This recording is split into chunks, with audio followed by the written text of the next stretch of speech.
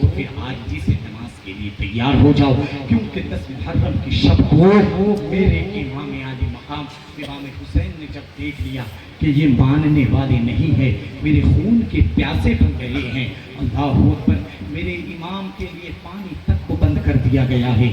تو میرے امام نے اس رات جو آپ کی آخری رات تھی، جتنے آپ کے اصحاب، جتنے آپ کے احباب، جتنے آپ کے دوست بندھو بچے ہوئے تھے نا، ان کو یہ کہہ کر آپ مصلی بچھاتے ہیں کہ آج حسین سجدہ کرنے جا رہا ہے، کسی بھی ضرورت کے لیے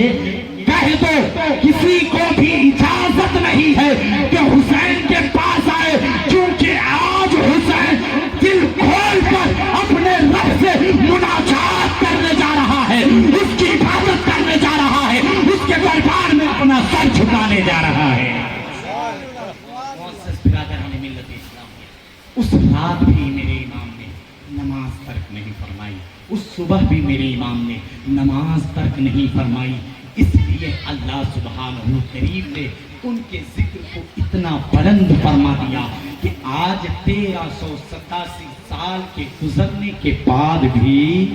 ذکر حسین کی مجلسیں سجدی نظر آ رہی ہیں،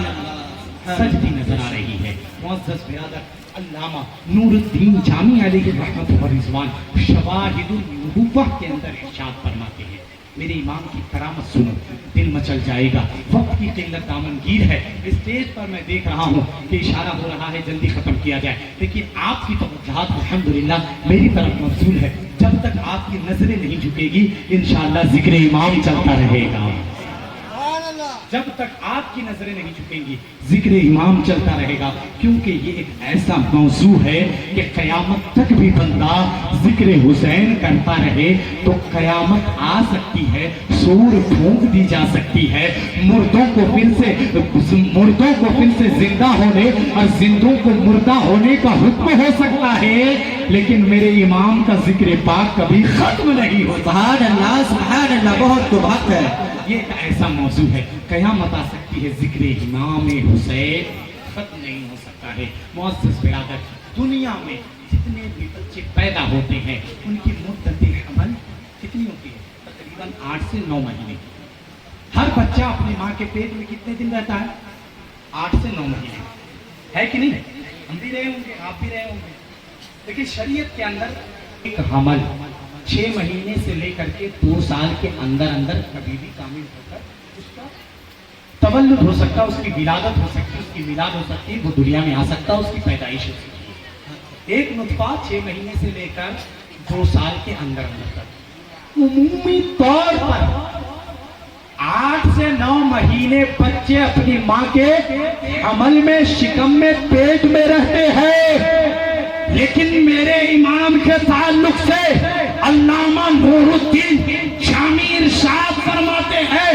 کوئی بھی بچہ جو 6 مہینے کی مدت حمل میں اس دنیا میں جنم لیا ہو وہ بچا نہیں ہے، وہ مر گیا ہے، وہ فوت ہو گیا ہے، اس کا انتقال ہو گیا ہے۔ وہی بچہ دنیا میں باقی رہا، زندہ رہا، جس کی مدت حمل کم سے کم 8 مہینے یا 9 مہینے ہوئے، جن بچوں کی مدت حمل 6 مہینے ہوئے، یعنی جو بچہ 6 مہینے میں پیدا ہوا وہ دنیا میں زندہ نہیں رہا، لیکن میرے امام فرماتے ہیں، علامہ جامی فرماتے ہیں، سیدنا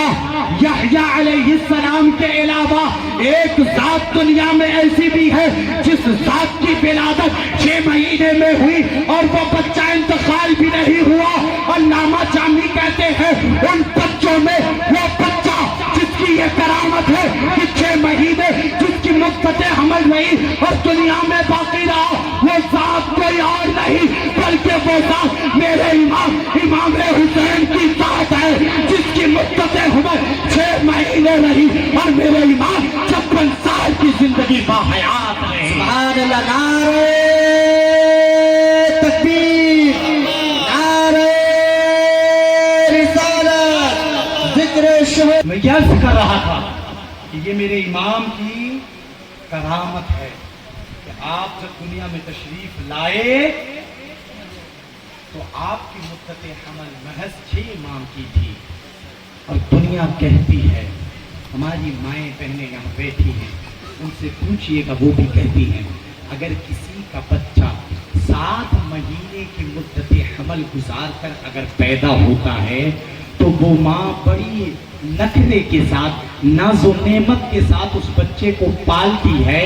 چوٹ لگنے نہیں دیتی۔ محلے اور بستی پاڑے میں اگر کوئی بچہ اس کے بیٹے کو ٹھیس لگا دیتا ہے تو وہ ماں پوری بستی کو سر میں اٹھا لیتی ہے، یہ کہہ کر کہ میرا بیٹا کمزور ہے، میرا بیٹا ناتباہ ہے، میرا بیٹا بڑا نحیف ہے۔ کیوں؟ اس لیے کہ وہ میرے کوکھ میں، میرے پیٹ میں، میرے شکم میں محض 7 مہینے رہا ہے۔ اگر تیرا بیٹا 7 مہینے شکم میں رہے تو تو کہتی ہے کمزور ہے، لیکن میرے امام کو دیکھ، محض 6 مہینے مدت حمل میں بھی رہ کر 56 سال کی عمر شہید پا کر اسلام کی بقا کے خاطر کربلا کے میدان میں اپنے ذوالفقار کو اس طرح لہرایا کہ یزیدی لشکر کو زمین میں مٹا کر اسلام کے پرچم کو کربلا کے میدان میں ایسا تارا کہ وہ پرچم قیامت تک کے لیے سربلند نظر آ رہا ہے۔